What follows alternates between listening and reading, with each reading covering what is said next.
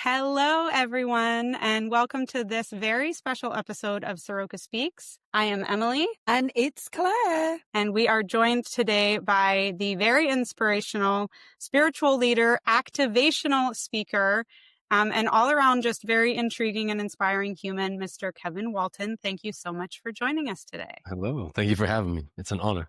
It's an honor to be here. Great. It's an honor to have you with us. And Kevin, what would you say is important for people to know about you before we dive in here? I would say, to add on the initial intro, that I'm the designer and kind of founder of a practice I call Creatorhood. It's an operating system, it's a spiritual practice, and a life path. And it's a massive dedication to supporting us evolve as a species. If there's something I wanted to really hit home is, I'm here to support our evolution and build a civilization that continues to live more from truth, that remembers the truth in us. And Creatorhood is a way of offering a greater awareness of all that is available to us and how everything's designed to function, and then how we are wielding that in a aligned or misaligned way, and in a conscious way or unconscious way. And so then from that, I founded a ministry called the Life Beings Ministry as a steward of this practice, and in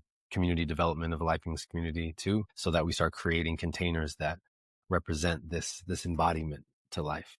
Beautiful. Recently, I saw you post something on your Instagram around for your mom's birthday. She was asking for, I think it was donations to like a meditation center or something of the sort. And it got me curious about your origin story, of which I know nothing about, and wondered if your mom had anything to do with that. Tell us a little bit about how did you get involved in, I'm sure it's probably lifetimes in the making. How did you get involved? Like, how did the spiritual path call to you? And what's a little bit of your origin story there? Short form, when I was young, I was tapping into things. I had no concept of what to make of it. And so I didn't pay it much mind, but I would see visions and hear voices and tap into things that made no sense to me as a kid. Years later, when I was like late teens, it started kind of kicking on heavy again. And I had a couple of friends where we would talk about ancient civilizations and UFOs and all that stuff. And it kind of sparked more of these insights in me. And my mom, noticing the journey I was on of starting to explore what this was, she really just encouraged me to she sent me and gifted me these books to read to see if any of this spoke to the things I was tapping into. And the first, set she gave me was Conversations with God, which I thought was a great read. And it was tapping into certain things, but still wasn't the full scope of what I was experiencing and accessing. And then she put me on to Seth Speaks. And that was the first time I'd come across anything that was speaking verbatim what I was experiencing and to the degree in depth I was experiencing it. And so it was the first time where I was like, oh, I'm not crazy. I'm not crazy. This is a thing. And so that sparked my conscious dedication to whatever this access is that I have. I'm all in. And I kind of just opened up the gates to that. And it was like a waterfall effect where just things came rushing in. And it was an interesting journey of navigating these insights that were far bigger than the way I was thinking at the time or what I had considered of myself. And so there's a lot of inner conflict initially between accessing these insights and this idea of who I thought I was and what I was going to do in my life. And so that was a journey to navigate that and all these different profound experiences, and still tapping into these insights and having visions and tapping into different dimensional things. And so it was a really interesting journey. And when I started to really experiment with this access so that I could understand more of what it is experientially, that's where it started to form into something where my life started changing. The way I thought started to match this access. The way I started perceiving things started matching this access. And people started to take notice. And so they were like, what are you doing? What's happening with you? Because of the changes. And I just started sharing. And I wasn't really shy about sharing, even in college when I was extra kind of misaligned revolutionary. And, but I wasn't as dialed into the truth of the insights to understand. So I'm glad I matured out of that. And so as I kept sharing, it led to me, feeling this calling to really spread more of it. It was just more kept coming through, and it felt way too massive for me to just contain. And then I just started sharing more, and that's what prompted me to start doing the groups. And then that led to me forming the actual practice and developing how to take all these concepts and pour it out and figure out how to structure it and all of that. And it was a genuine organic evolution of the access into embodiment, into structural offering and to facilitating and teaching. And I didn't see my life going in this direction. It was a genuine like, oh, this is a calling and this is clearly something I'm here to do. And this is something, and every time I actually did, I could feel my energy increase and then more wisdom and more things understood. And it was been a wild journey. And that would be the short form. It was a lot of fascinating things along the way, but that's how I would sum it up to some degree. Yeah. Yeah, that makes a lot of sense. I can resonate with the feeling of, I did my coach training just as a means for my own personal growth when I was 30. And it was like, oh, this is what I'm supposed to be doing with my life. And now here we are 13 years later and, running Soroka. And so, yeah, it's a beautiful thing when we can support ourselves and each other to come into alignment and be working on purpose. Yeah. So you and I know each other through Sacred Sons, of which if any of our listeners have listened to one of our recent episodes from Power Struggles to Sacred Union, you will have heard me share a little bit about this journey that I went on at the beginning of September this year, 2025. And that's where I officially met Kevin, but I've been following you for a few years. I think I remember because my sister is friends with Adam. So I remember kind of coming into like following Sacred Sons really early on. I think there were like 6,000 followers or something. So it's been really, Early days. really awesome to watch the journey. How did you get involved with that organization of which you are now one of the leaders? It really from the beginning, I actually, a woman that was dating at the time connected me to Aubert, who's one of the original founders with Adam and JMac. And we had a conversation just to get to know each other. And he told me what the idea of what they were forming. And I showed with him what I do and everything foundational basis wise, my practice is for everybody. I facilitate men, women, co-ed spaces all the time, even, kid spaces and stuff. And, but I also have dedicated focuses in women's containers and in men's containers. And so we just had a conversation about what they were planning and is there space to weave and collaborate. And so we kind of broke some of that down and I could see where we could sync up. The first convergence, the dates they established, I had already had an event booked that I was facilitating in South Carolina that weekend, which is the only reason I wasn't at the first convergence. Right after that first convergence, we formed the men's kind of coaching containers that they brought me in immediately to be one of the leaders of and facilitators of. So I stepped in leadership to support the organization and what I had to offer. And then have been I was at every event ever since in terms of the convergences and then more EMXs and offering what I did in the container to help form what we were building. So I've been there from the early stages in leadership in it. But after the first kind of those coach containers and first events, we started to really understand how to weave and fuse where I fit into it as a leader. And I've been with Rockin' ever since and supporting it ever since and representing it ever since. And we're so glad that you are. I appreciate it. What was the process like when you all decided to, so Remembrance, the gathering that I was at this year was the second annual, and it was the second time that you'd opened the container up to the feminine. What was that process like in terms of deciding like how and why you wanted to, do something that sort of encompassed both sides of the spectrum? Well, part of the vision had always been getting to the place where we could set up some co-ed stuff within the Sacred Sons container. We talked about it very early on, but we wanted to really form what this was going to be for the men first, obviously, and what we were building as community, but with the idea of that. And there was actually a moment where early on we did a virtual, while we had an in-person convergence, we did a virtual form of it that was co-ed. I thought it was a little too early for it, honestly. And it weaved well. It offers some spaces, but I thought that there's just certain things structurally I would have liked to have more in place before we got there. But it offered what it did for the moment. And then we had continued to speak about it going forward and seeing when would be the time. And then when Adam, kind of got the inspiration after his daughter was born, was like, man, this could be the time we could just go for it. And so we talked about it and he thought because convergence was coming into 9, I personally, my perspective was keep convergence and let's establish remembrance as remembrance from the start. And what we ended up doing was doing remembrance over convergence, which is still worked out, was beautiful, but it was kind of like it was the time coming. We could feel that calling and acting on the inspiration to take this step forward. And then, but the intention was always for it to be its own event. So we then had this co-ed container within the Sacred Sons. And so it's been something that's been on the radar from the beginning that we finally took action on in the space for that. I'm endeavoring to inspire Claire to come next year. Maybe. Yeah.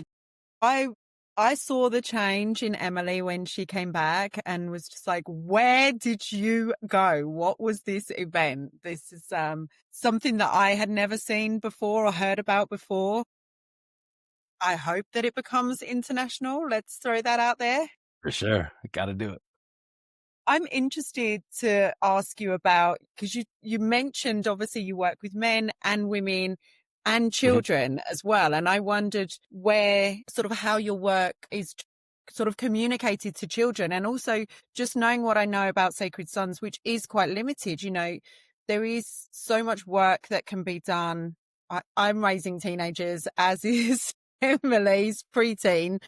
What is your work like, and is there an evolution, in Sacred Sons for children, or is that just for adults? I just wanted to pick your brains a little bit. Yeah, so in regards to the mention on the Sacred Sons containers, so we actually had a few, one of our dear brothers, Trevor, had established a Sacred Sons youth for a few years. And then he had a different idea of how he wanted to evolve it and take it. So he kind of branched off and then formed it with a few other, Sacred Sons brothers that formed it into, it's called Roots. I gotta remember what it is, but there's a form of that. So we actually did establish one for teenagers for a few years, and we still want to build more of that in Sacred Sons. And, I'll get the Instagram of Trevor's youth program and send it your way so you have it. It's a really, really beautiful thing. And what they formed, because even when it was Sons Youth initially, it was really beautiful, and the care and dedication to it. And we even, in Sacred Sons, part of the dedication was making sure that this initial thing for the men would also translate to having something for the youth, so we can create proper rites of passage and developmental stages for the youth.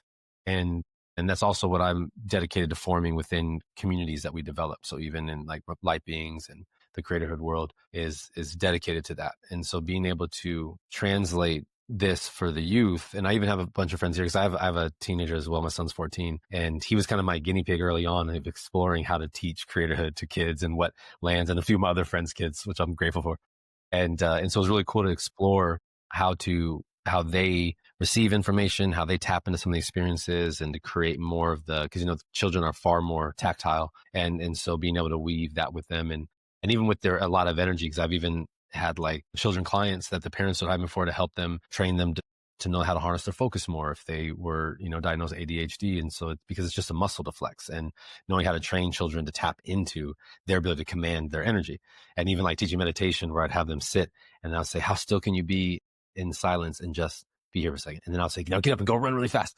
And they get them run, and then they come back and sit back down again, and they just be, and the more we do that, we start getting them to tap in, these things and feeling sensations and a lot of different things that bring them into a greater lens of life around them. And then also how to tap in understanding emotions, different facets like that. So there's a lot of, and then how to set this up. My next kind of focus and vision is how we'll set up programs that will be offered to each stage of a child's development that'll lead into like more progressive embodiment through each stage. So by the time they're a teenager, they'll be embodied will be really powerful. And then we'll create certain rites of passage that we'll bring back for teenagers, for both men and women, for boys and girls. We're just in time, Claire. Our kids we're just in time. We'll get them in right at the right time before it's too late. Okay, Kevin, you have this really interesting, I say perspective or belief, but for you, it's truth. And what is truth? So the loaded question, but let's dig a little deeper here. I want to get into a little bit of like, what is truth through your eyes, and also, getting into some of the polarity, the masculine, feminine dynamics. This is really where I think I want to hit today. But tell us a little bit about what is truth according to Kevin Walton. So truth, my definition of truth is the most accurate alignment of unified completion, the way I define that to be. So meaning that for something to be as fully unified in itself as possible, and the reason why I state that specifically is in a dimension that's physical, right? There's only so much capacity to how much truth can be held before it dissolves into the full bigness of truth. And so in the journey of us in physical reality, our journey is to live into the greatest magnitude or capacity that's available to us within this dimension of reality. And so defining in that way gives a lens of understanding for something to be truth, what does it entail? And then how does it hold as a framework? So if truth is the most accurate alignment of unified completion, that means that truth is the structure, the unwavering, unchanging structure that holds creation together as one. And in order for something to be truth, then it must be, and these are key functions in order for us to be able to identify something as truth. It must be universal. It must be all-inclusive. It must be in flow. It will represent what is the simplest and smallest thing, as well as the biggest and the greatest magnitude of a thing, which means it fractally applies in all spaces. So if something is, and so it's unchanging. So if something is true today, it was true yesterday and it will be true tomorrow. If something is truth, it's true for me as much as it's true for you. If, there's no specialized, like, well, no, this truth is for these people, but no one else gets that, right? Then we're not talking about truth. And so I'm really adamant then in that, as you heard in remembrance, there is no such thing as your truth or my truth, because the truth is not personalized to fit someone's narrative. It is the thing that holds all our narratives and reminds us what's the truth beyond the narrative and whether that narrative is actually in alignment with truth or not. And so the thing that, and I'm so adamant about that because of language, right? Like in Creatorhood, I'm very precise with language, very specific. I have clear definitions for every word used in the practice because I'm that focused on ensuring there's clarity with everything offered, both in experience and in the insights. And so to then understand that, all things that operate in truth would operate in the harmony of life, which means it's always in the flow. So every time you're in flow, you're in truth. And so if we ever feel like we're forcing something or stagnant, something's off in that regard.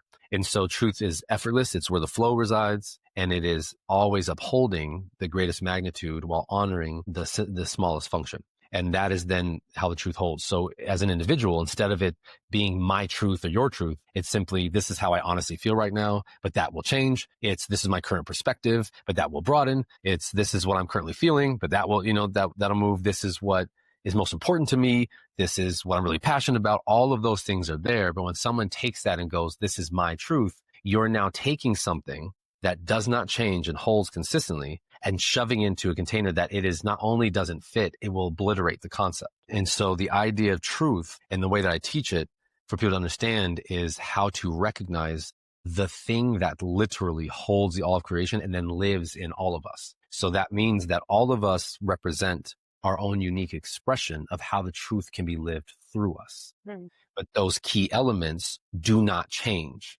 for it to be truth. Yeah, you really eliminate a lot of people's bullshit with this definition. Yeah. 100%. As the truth does. As the truth does. Eliminate bullshit. That's what it's designed to do. Yeah. If I could tell you how much the truth knocked me on my ass when I was on the journey of developing this practice and living these access, it was like this. All right, let's own that shit and make a change. And it just became this constant thing because it's that potent, but that's what helps hold the framework and not just hold it, but recognize it for ourselves. Because one of the biggest things in Creatorhood that I started off the bat, whether it's offering it in a recorded course or an event or in CIT, one of the live trainings I offer, I start with getting everyone's reference point to shift to truth. So that we all come back to the recognition of how to properly see, understand, and move in our lives from an adherence that will always stay the same. Yeah, it's really powerful. Really powerful.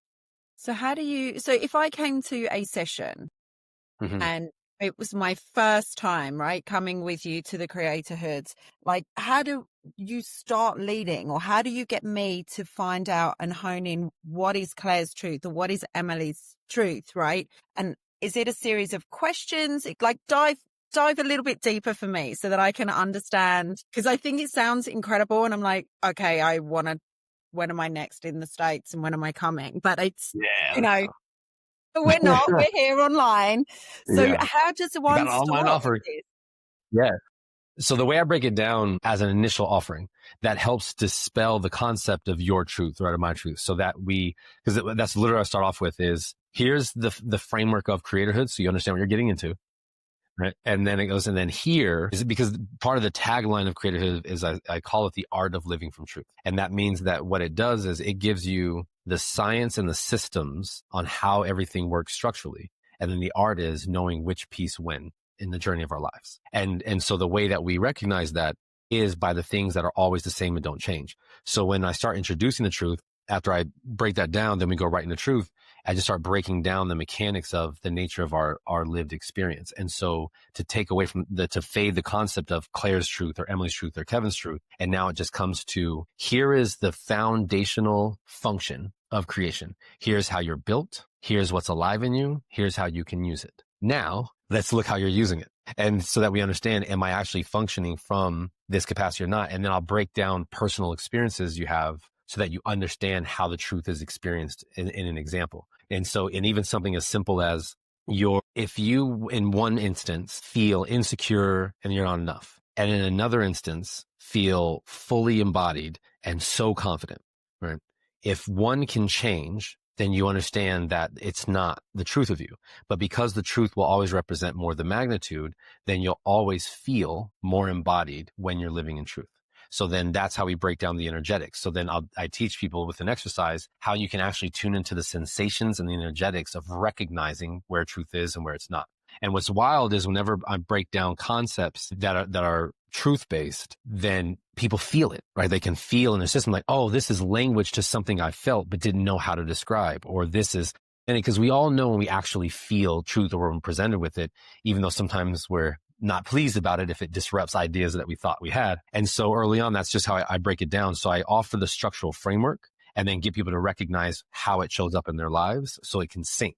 And then what I do from there is break down one key aspect of truth in creation, which is life is designed to be lived comprehensively. So then we break down what it means to approach life and understand life from a comprehensive lens so that we can understand more of the way that the truth shows up in our lives in different areas. And so those are some of the fundamental things. And it's designed that way because I want the practice to be as confrontational as love is and as truth is. And so immediately we just go right into bringing this up like this and then start piecing together all the things that are involved in it. And that's how I introduce it. Yeah. How do you distinguish truth from love? Love is truth in action. So whenever we're living truth, like to live truth is to be embodied in love.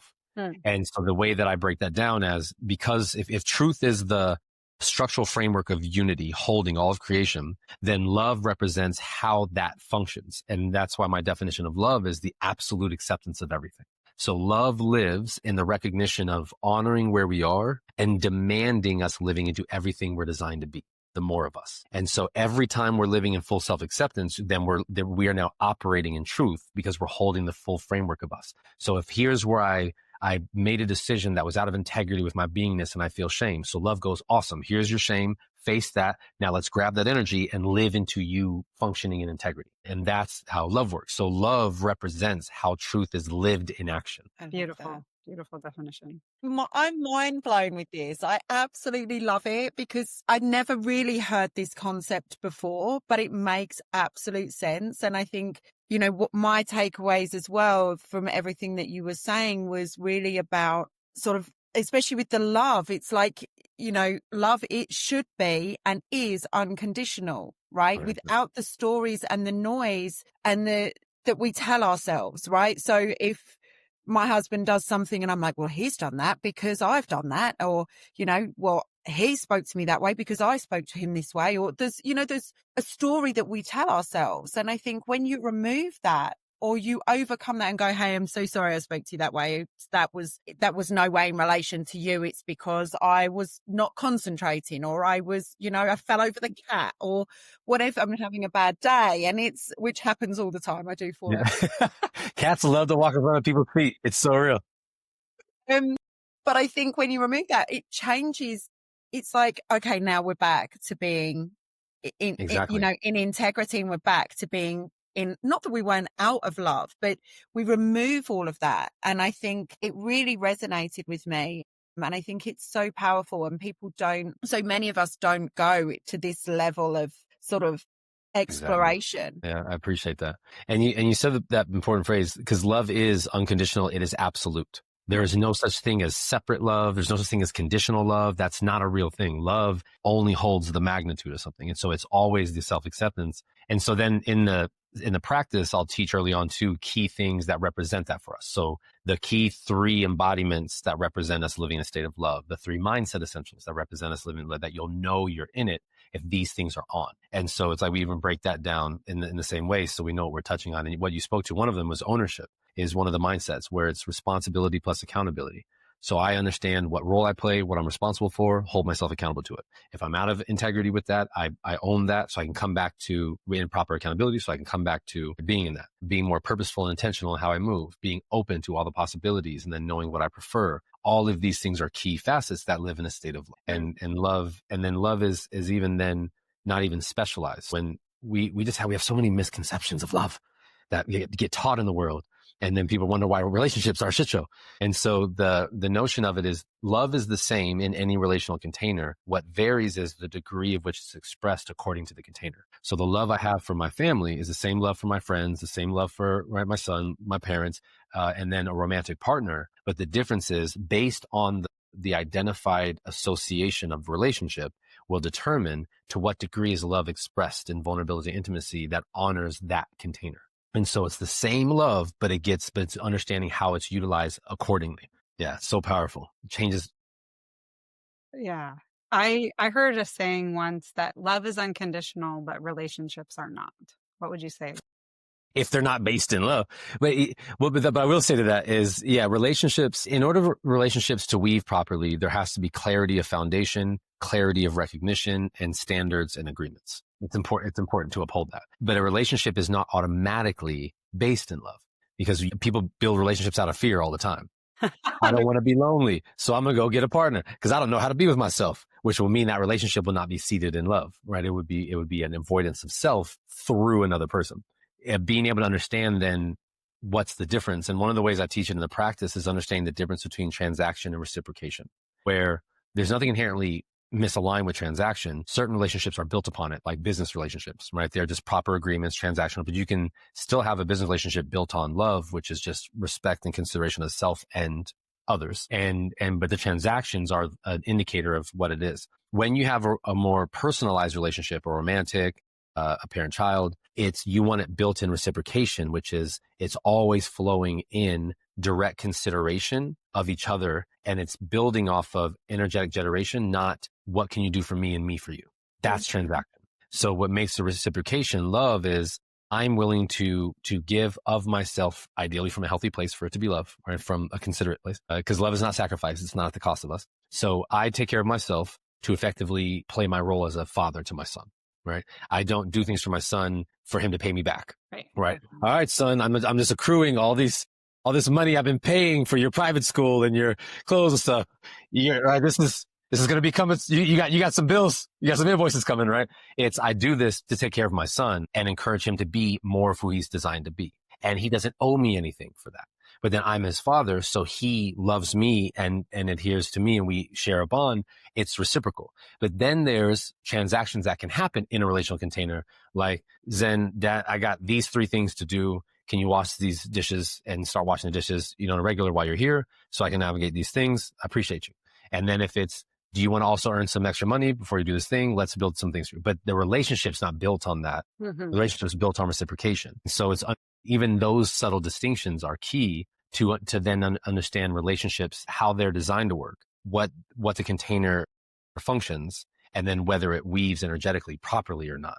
And that, again, will either be built on a foundation of love or built on a foundation of fear. And so though there's conditions to making a relationship work, a relationship is not automatically reflective of love, but you can have the relationship that has those conditions that's still built on love because, again, love would be the, like, for instance, if my son, cool, you want to do these things, then make sure you clean your room, do these things, right? Those are conditions. Those are agreements we're making. But it's not, if you want to live in this house, you got to do these things or you're out on the street, right? It's like, you are my son. This is, I'm in my charge. I'm taking care of you regardless, right? And so it's just knowing the distinctions of that reflect what a love-based relationship is and what a fear-based relationship is. And then the way that agreements and conditions weave in that. But love itself is always unconditional. I love it. Reminds me of just last night, I made butternut squash ravioli and my kids hated it. And I was thinking in my head, like, the same thing, single mom. I think, Kevin, like, I got my kids full time, private school. And I'm sitting there thinking, like, this is in my head. I didn't say it out loud. Something was going on, but I was like, this is the most thankless job. This is, you guys will never know. I hope one day you have children of your own. So one day, my whole relationship with my mom and my parents really changed when I had my own kids because I realized, oh my God, you did this for me? Yeah. Anyway. It's all the things they don't know that we do, right? For them. That's it. It's so wild. Yeah. And for me, unfortunately, at times, especially when I'm stretched, it does feel a little thankless. Now, I wouldn't change it. I wouldn't have it any other way. I signed up for this on so many levels. I'm so sure. And I'm grateful. They're incredible. Okay. But I want to go back to something you said. You said sometimes we do this thing, avoidance of self through like partnership, like through just looking so we don't have to be alone. And my belief, you can tell me if this is truth or not, but my perspective is that, there are things that we can learn when we're in relationship with someone that we can't really on our own. And there's things that we can't learn about ourselves, the world, when we're in relationship, unless like we're alone. So you said this thing about avoidance of self through getting a relationship. Do you think that there's potentially an avoidance of self through staying single or staying out of relationship? 100%. Absolutely. Yeah. Avoidance can happen in all directions. I just found another growth edge. Yeah, exactly. Exactly. And that's why while I was teaching people in the practice, I'll tell them, I said, remember that growth does not automatically represent how much you can achieve or require through action, right? In terms of external approaches. If you're someone who does a lot, then your growth edge is to sit the fuck down and be still, right? If you're always around people and you love it, your growth edge is actually to take time for yourself. If you're someone that takes time for themselves and loves their alone time, your growth edge is ensuring you also still connect with others. And this is a perfect example of comprehensive living. This is one of the references for that I mentioned a moment ago in reference to creation itself. Life is designed to be comprehensive, and the relationship sequence of life is first our relationship to source, the thing that created us. The second is the relationship to self, for us to recognize what it means to be a sovereign expression of source. And then the third is all the relationships beyond us. And so for us to live comprehensively, it is paramount that we take time for us and take time to acknowledge the thing that created us, and then also to be in relation to others. And so that's a sequence. You just want to know the intention of how you're moving, to know if am I being around others to honor that aspect of my life, or am I being around others because I'm really struggling to be with myself?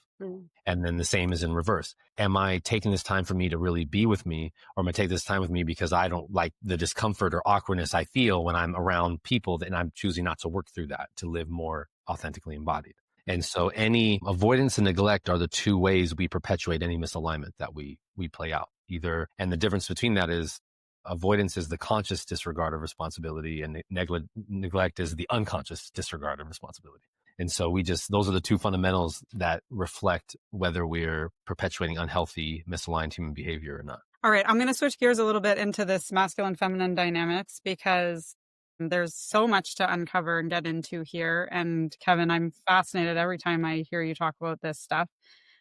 So to start, I would love if you could just give us a little reference point as to that we are not talking about gender here necessarily. So give us a little bit. You did your talk at Sacred Sons was so beautiful, the way that you framed this as it relates to masculine, feminine energy, not relating to gender. Can you give us a little bit of, the descriptor there as before we get into the more depths of this conversation, as we may be talking about male and female dynamics, but let's just like set the container that we are absolutely an inclusive, podcast over here. So what would you say to set the tone in that regard, please? Yeah, for sure. I appreciate that.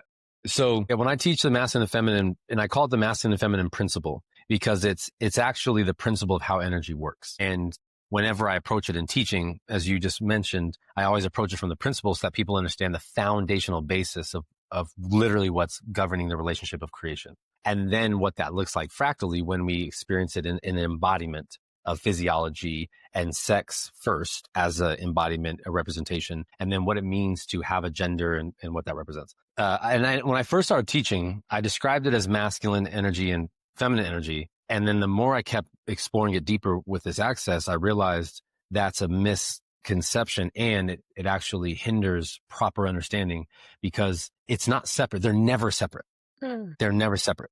They function as a unified relational whole. So the way that my first label of it, I call it the oneness energy dynamic. The oneness energy dynamic is the relationship of oneness that generates energy. So energy itself, this beautiful, vibrating, pulsating phenomena that we then experience life with and direct creativity with, is its vibrational mechanism is happening because of the dance of the principle of masculine and feminine inside it. So source ignites this principle relationship that is the relational reflection of what I call the alignment principle of command and surrender.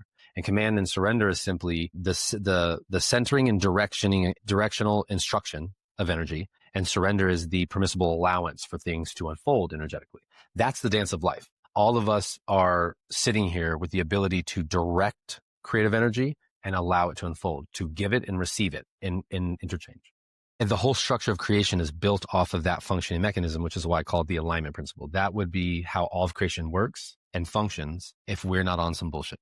That's how it works when we're in truth. So then the relational dynamic of that is the masculine and feminine principle. The masculine representing the command aspect, the feminine representing the surrender aspect. And then together, now you're witnessing how energy comes alive and vibrates. And so there's very specific traits, attributes, and qualities that each principle has that are designed to work together. And everyone has them all. And for us to live in our authentic embodiment, it's whatever the ratio is that reflects you being more authentically embodied. And so, and they're never 50-50 and they're never 100-0.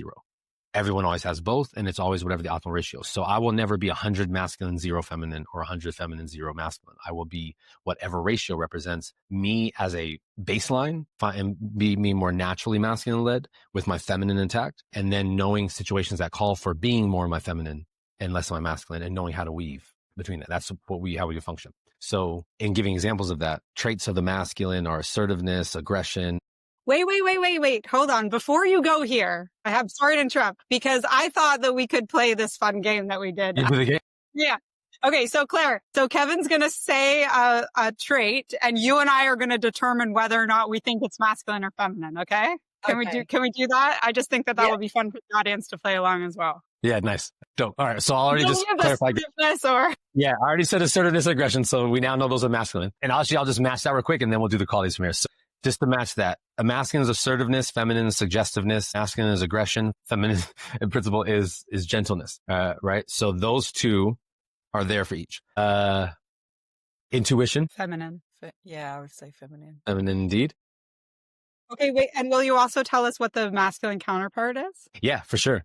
So feminine intuition, and then masculine is the instinct, right? So our ability to actionable mechanisms, the masculine's instinct of that. Okay.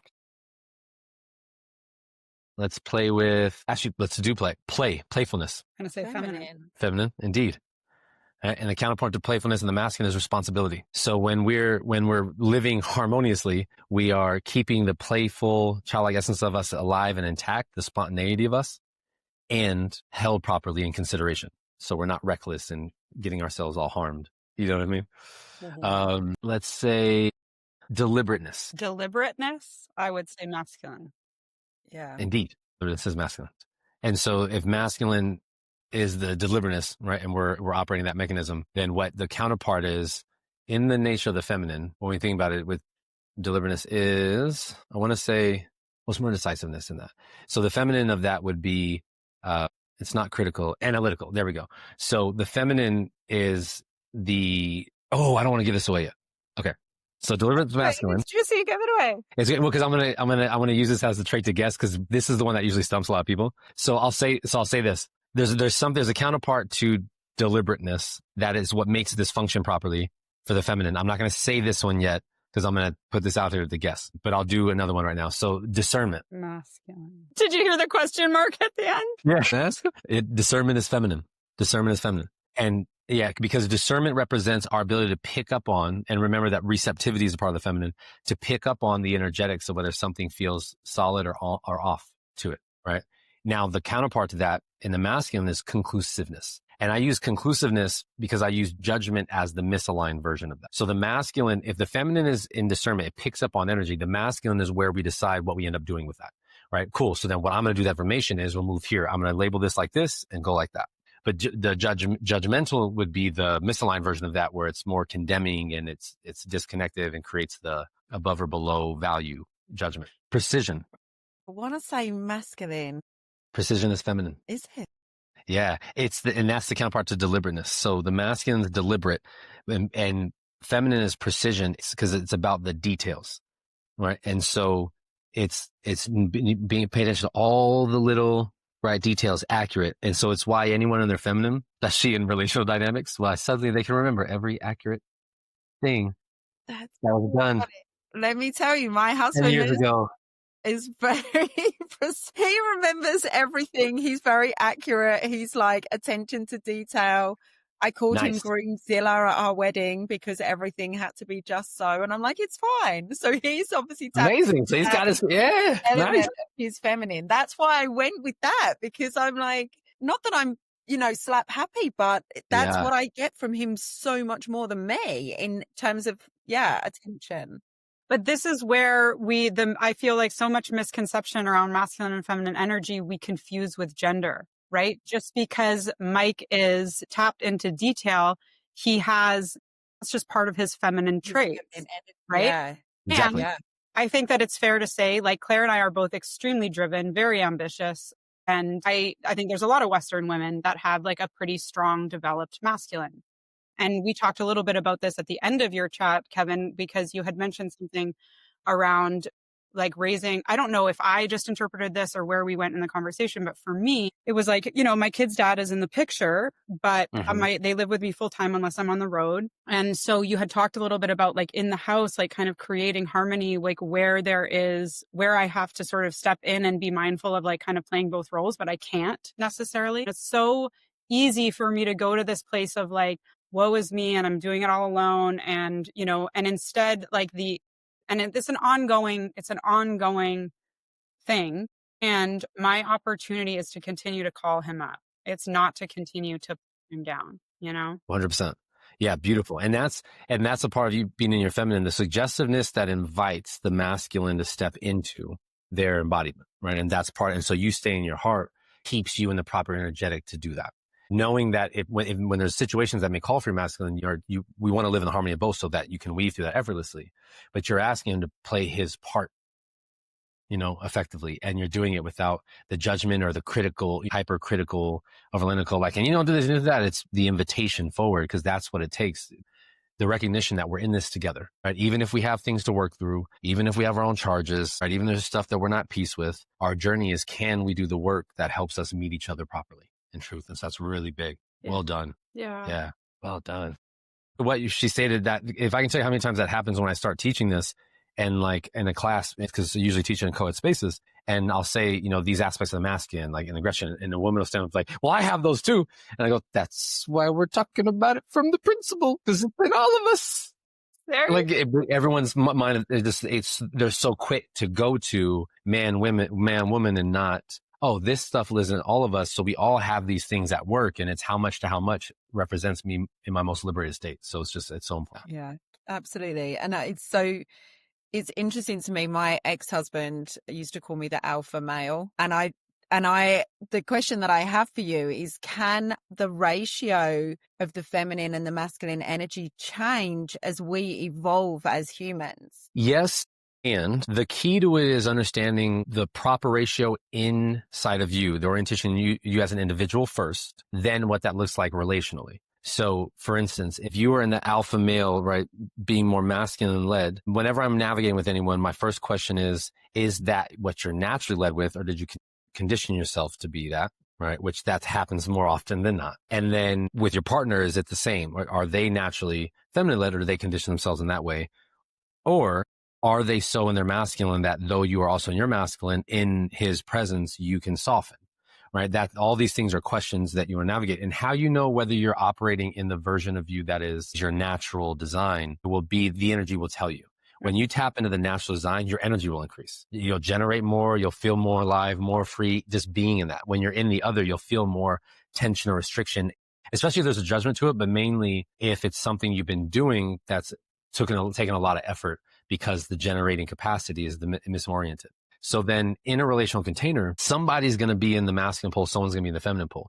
Now in that container, you'll weave constantly, because life is life. And there's going to be situations that call for that dance to maneuver all the time. The question will always be, what's the fundamental baseline of the orientation of that relationship, right? Because if whoever's the natural feminine led one is going to want to be in that pole, who's ever the natural masculine is going to be in that pole, so that the framework is held properly. And then if there's no judgment to the principles within, then you'll weave when situations call for it.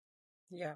And that's the ideal. That's the highest ideal we want to live into the embodiment of. Yeah, that makes total sense. And actually, it kind of explains why he's my ex, and now one of the many reasons, but it's it became more confrontational, right? And I became less in my feminine, and I I do have a lot of feminine traits. I know that not just from, being a girly girl. I'm not talking about the physical. I know the softer side of me that makes up who I am, but I see a lot of those. So when I'm being a bit more hard in my marriage now, my husband is more of the softer feminine side. And so we managed to, weave that together and get us back to where we need to be communication wise. That's why I just wondered, because sometimes I just feel like over the years, I feel like my energy has shifted a little bit, but maybe it's that I'm more in alignment with who I was always supposed to be. And previously I felt that it was more of a fight or flight, self-protection element. Which is usually what happens. When most women or men, whoever is most naturally feminine led that condition themselves in their masculine, is because of pain points in their feminine they didn't know how to process and address, so they use their masculine to protect themselves. Yeah. Which will be a misalignment because you won't be functioning properly. And then that's where when situations call for you to be soft, you won't be soft. You'll be like, you'll double down on the hardness. And if you're with someone who's masculine led but not fully embodied in their dance of the feminine, that'll be this all fucking day. Yeah.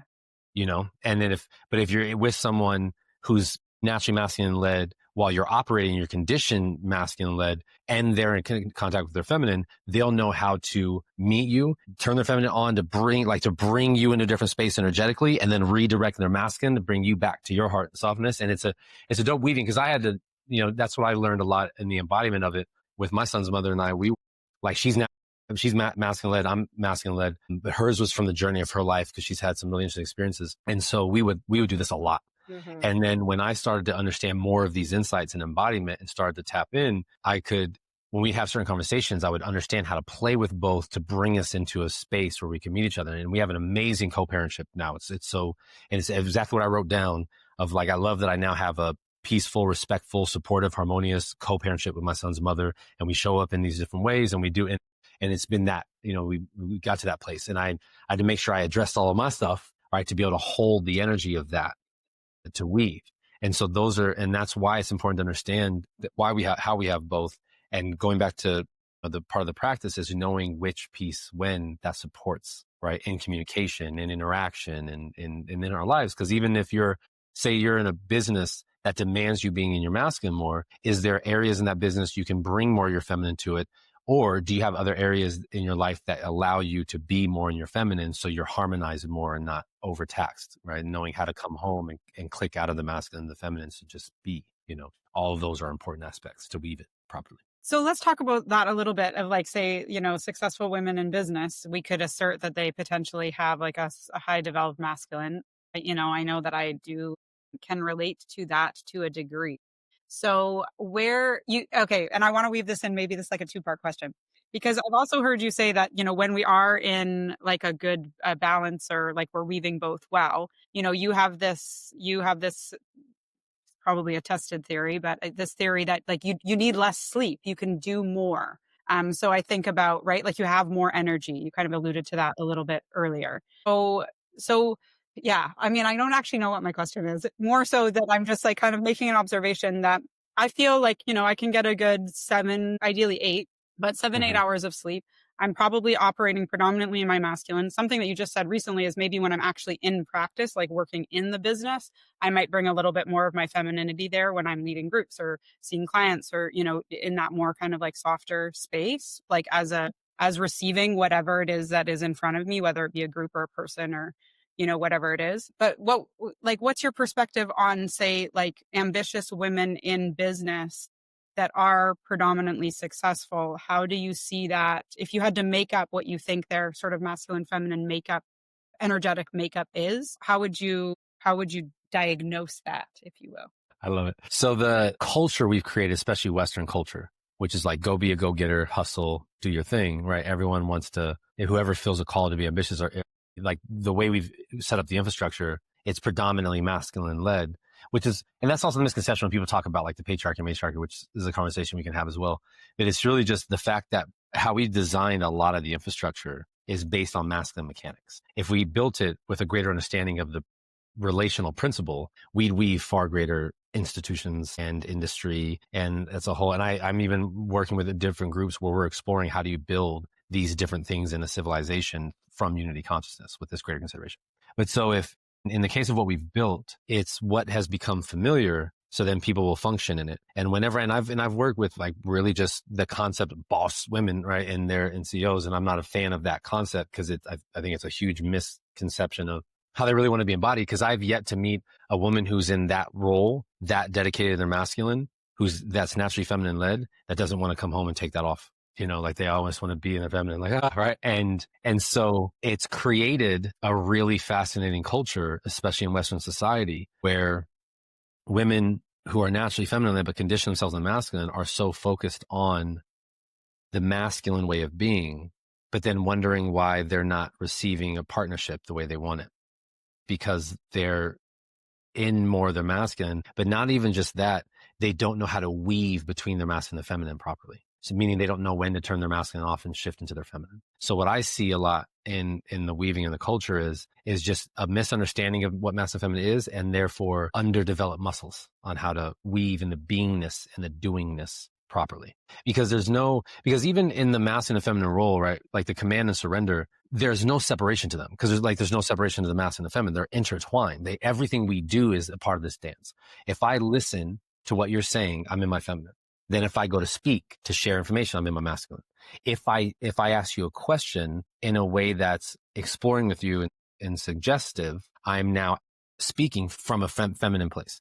If I'm more assertive and like directing a question and getting a direct answer, I'm now communicating. It's like that intertwined. I wake up and I have an idea. I'm tapping in through my feminine, receiving access. Then I do something with it, my masculine. It's that intertwined, even in the bodies. Like I remember when I first brought this particular concept in women's circles, when I would get invited to women's circles a lot to bring these insights in, and also be like a masculine representation in these spaces. When I would break down this same thing of how fractally attuned it is so that people can get past the only attributing to men or women.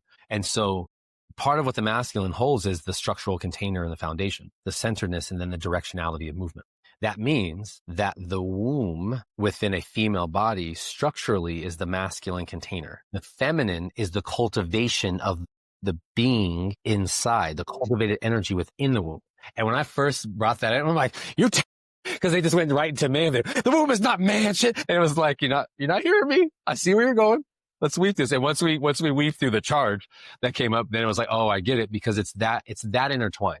So if we live our lives thinking it's separate, we're so disconnected from ourselves. We're not living in a full scope of the harmony. And that's why I see it happen a lot in our society, where if a woman isn't really business minded working in that spaces, but she's naturally feminine led, she'll feel more exhausted and strained and not as energetically attuned all the time. And then when it comes to being, because what I've noticed also, and even my mom had to navigate this, where she was so in her masculine based on certain things in her upbringing that she conditioned herself that way, that anything just minorly representing feminine was seen as a weakness. And if I can tell you how many times that's happened when I work one-on-one with women that are in their masculine, is they've defined their feminine to be a weakness, because the softer sides of us are different, and being openness is where like they experience hurt and pain, and not realizing that power, because and also power usually is attributed to masculine, but power is both, because power is life force energy. So life isn't happening without both, which makes feminine just as important and powerful as the masculine, because again, power doesn't exist without the relationship. So being able to weave this understanding, it was really fascinating having to support women come back to themselves in the feminine space, and then understand how to weave between both. And then as a result, their energy generate more.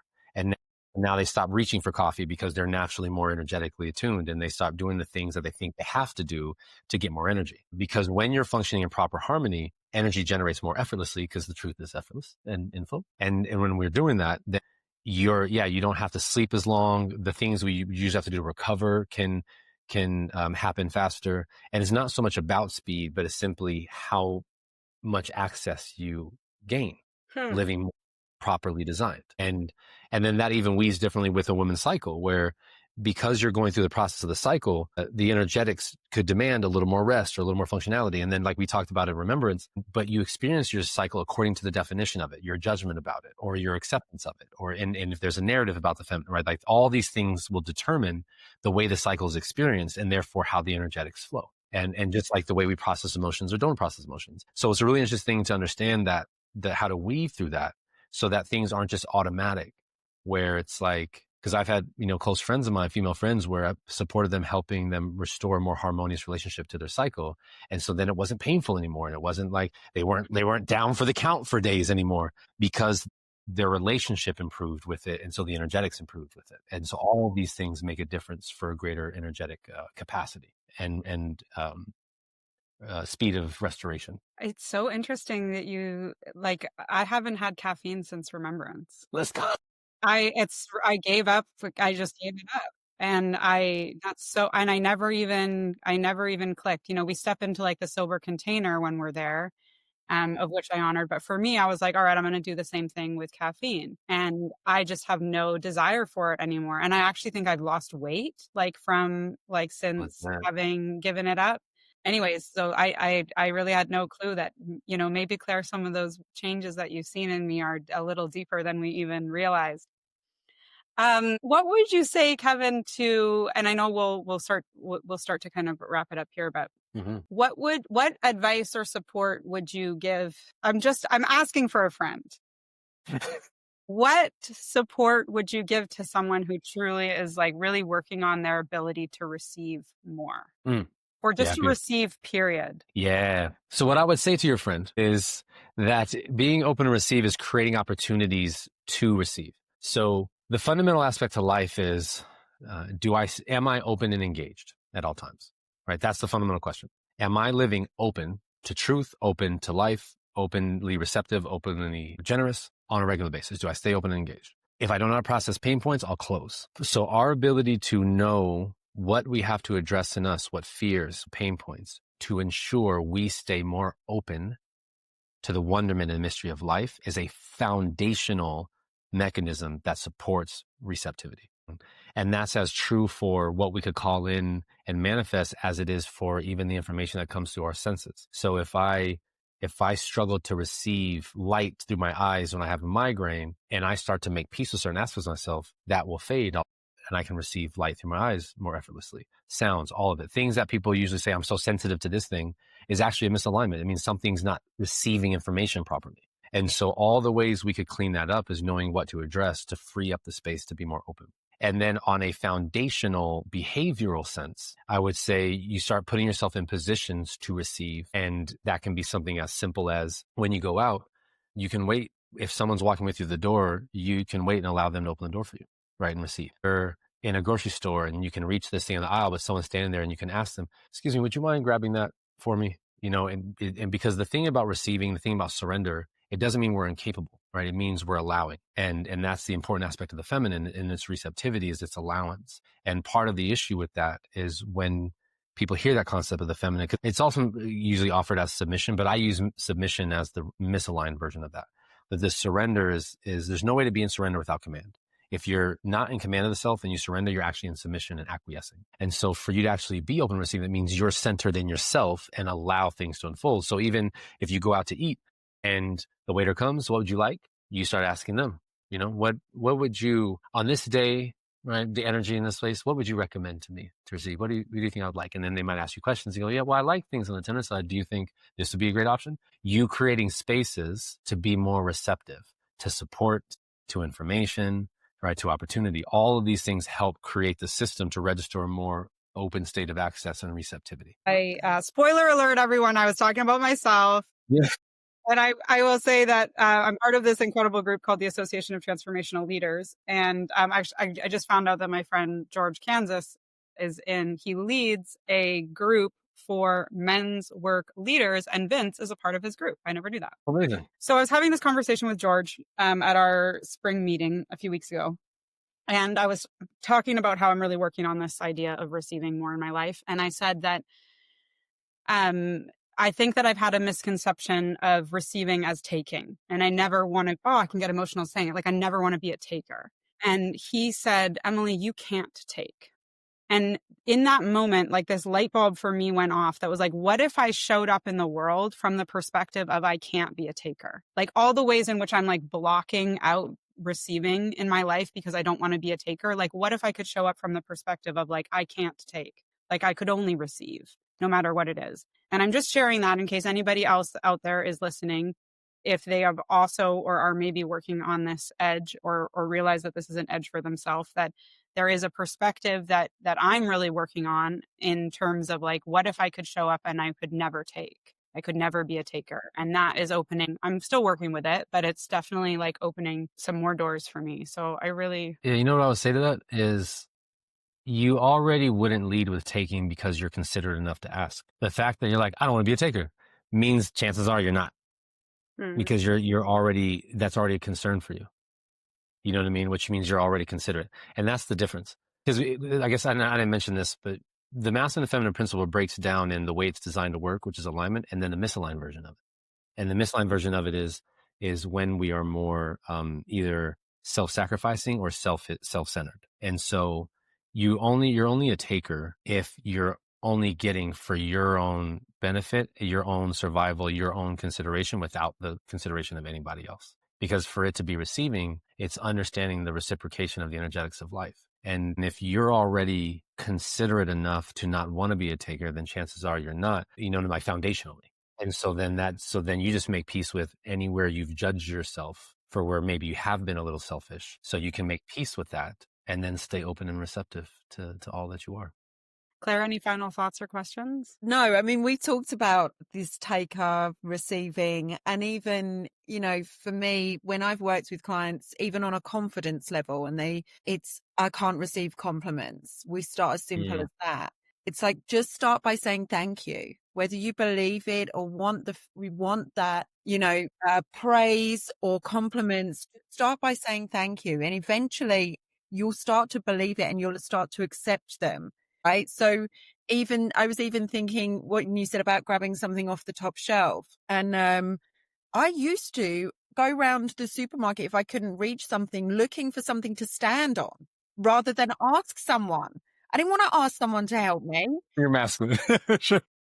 Now I'm like, I will ask for help all the time.